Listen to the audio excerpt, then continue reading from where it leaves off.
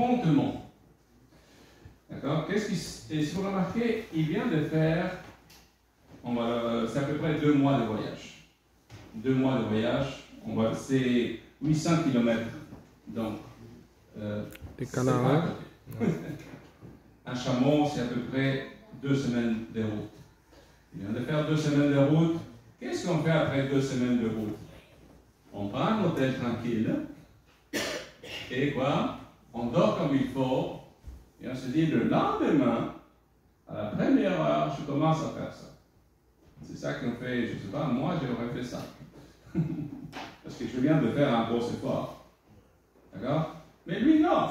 Qu'est-ce qu'il dit? Dès qu'il met le pied, il prie et commence à chercher.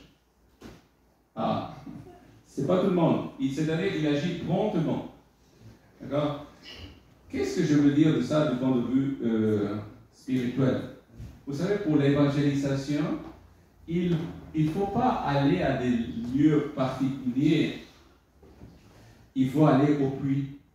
Quel est le puits? Le puits, c'est le bureau à côté du mien au travail, celui qui est assis à côté de moi lorsque j'étudie, celui qui vit dans la maison qui est à côté de moi, dans le magasin qui sont proches de là où j'habite, d'accord, ceux qui sont stationnés dans le même stationnement que moi, d'accord, ou qui mangent dans la même table.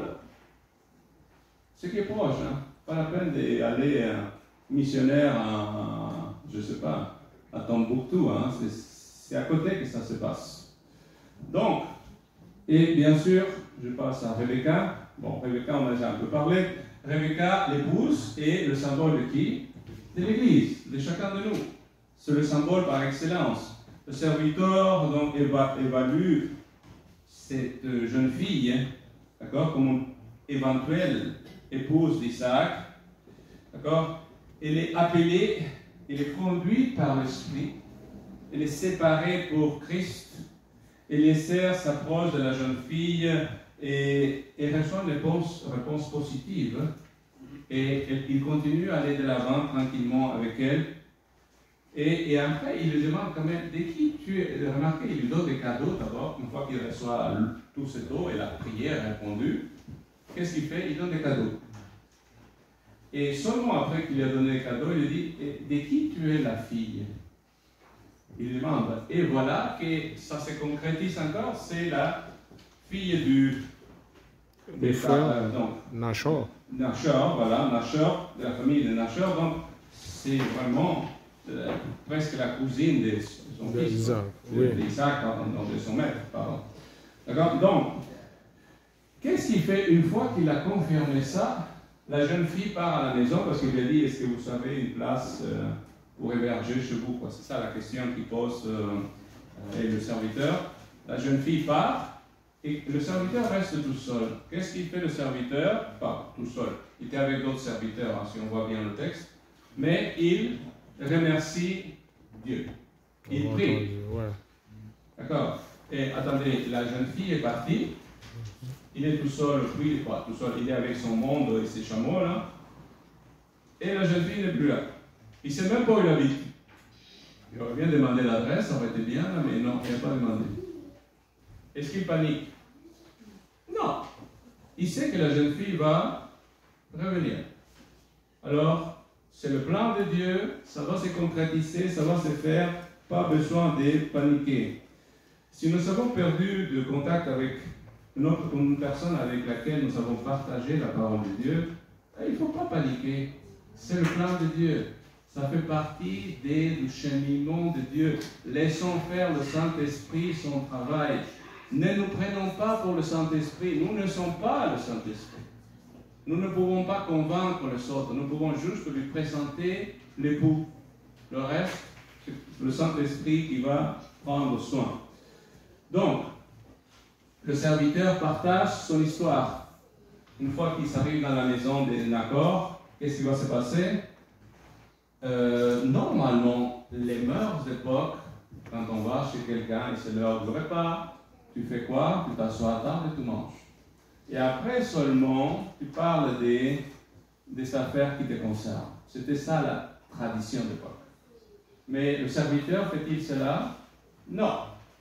Il dit, je ne mangerai pas tant que je n'ai pas raconté mon histoire. Ouais, il devait avoir faim, je pense. Mais pour lui, c'est beaucoup plus important quoi? Faire la volonté de son maître et de faire son propre plaisir. Donc, il veut parler de son maître. Il veut parler de ce futur mariage. D'accord? Bon, est-ce que nous parlons ouvertement de ce que Dieu a fait pour nous? Parce que des fois, on dit, mais il va me prendre pour trop religieux, trop... Les gens autour de nous peuvent avoir peur, mais puisque nous... Pourquoi sommes-nous effrayés d'ouvrir notre bouche et parler de Dieu? Sommes-nous peut-être en train de rendre la chose plus compliquée qu'elle est réellement? Et la seule chose qui peut arriver, c'est que la personne nous refuse. S'il y a derrière. Mais même s'il nous refuse, il y a déjà une sémence qui est semée dans l'esprit de cette personne. Ce n'est pas à nous de décider. Avons-nous peur d'échouer? Détail, Dieu ne nous a jamais dit que nous allons réussir à chaque fois. Aucunement. Personnellement, j'ai plus échoué que j'ai réussi. Mais ce n'est pas ça qui compte. Je le fais. Le reste, c'est dans les mains de Dieu. Et si c'est Dieu qui fait le reste du chemin. Donc j'avance un petit peu. Le serviteur parle de façon persuasive. Et voilà, le serviteur, si vous remarquez et si vous prenez le temps de comparer entre l'histoire du début et comment le serviteur le raconte après, vous allez voir que le serviteur évite de parler de ses erreurs, évite de parler des problèmes, des détails. Par exemple, le père dit, mon fils, il n'ira pas dans le pays, par exemple. Ça, ces détails, il ne le répète pas. Pourquoi? Parce que ça donne un mauvais nom au pays. D'accord? Il évite tout ce qui peut faire friction.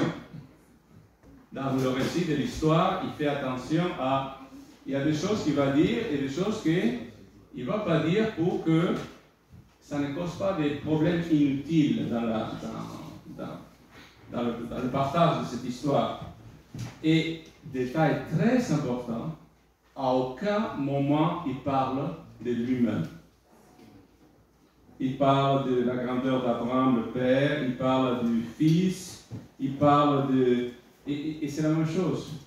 Il faut que quand on témoigne du Seigneur, il ne faut pas que ce soit moi qui ai mis de l'avant, mais plutôt ce que Christ a fait pour moi, ce que le Seigneur a fait pour nous.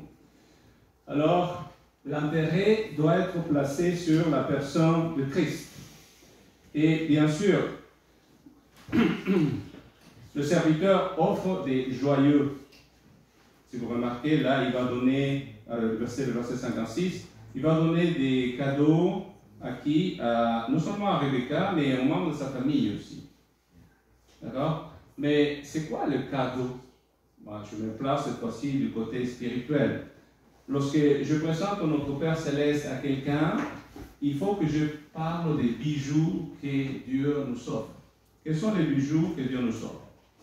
Sa joie indescriptible, sa paix qui dépasse tout entendement, sa compassion qui faillit jamais, son pardon de tous nos péchés, ses bénédictions qui sont illimitées, sa bonté qui ne faillit jamais, sa force qui va parfaire notre faiblesse, sa famille qui nous entoure et qui nous encourage, sa parole qui nous parle avec puissance et vérité, sa fidélité qui dure de génération en génération, son esprit qui n'abandonnera jamais, et bien sûr la bienheureuse espérance qu'un jour il reviendra pour nous chercher. Si on ne parle pas, parce que des fois on insiste tellement sur les problèmes que ça ne donne pas envie à l'autre d'en faire partie. Eh bien, il faudrait insister sur...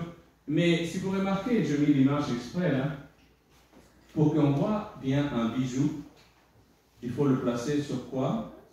Sur du velours noir. Pourquoi? Qu'est-ce que c'est le velours noir? Symboliquement, le velours noir, c'est quoi? Des maux de tête contre lesquels nous devons exercer notre joie, des problèmes financiers contre lesquels nous devons exercer notre paix. le rejet du conjoint contre lequel nous devons exercer son amour, la trahison d'un ami contre lequel nous devons pardonner, et ainsi de suite. Donc, toutes ces choses-là sont à l'arrière. Mais moi, je ne dois pas montrer le velours noir. C'est pas ça que je dois montrer aux autres. C'est quoi que je dois montrer? C'est le joyeux Christ. C'est ça que je dois montrer aux autres, afin qu'ils voient que malgré les circonstances, malgré le problème, malgré tout ce velours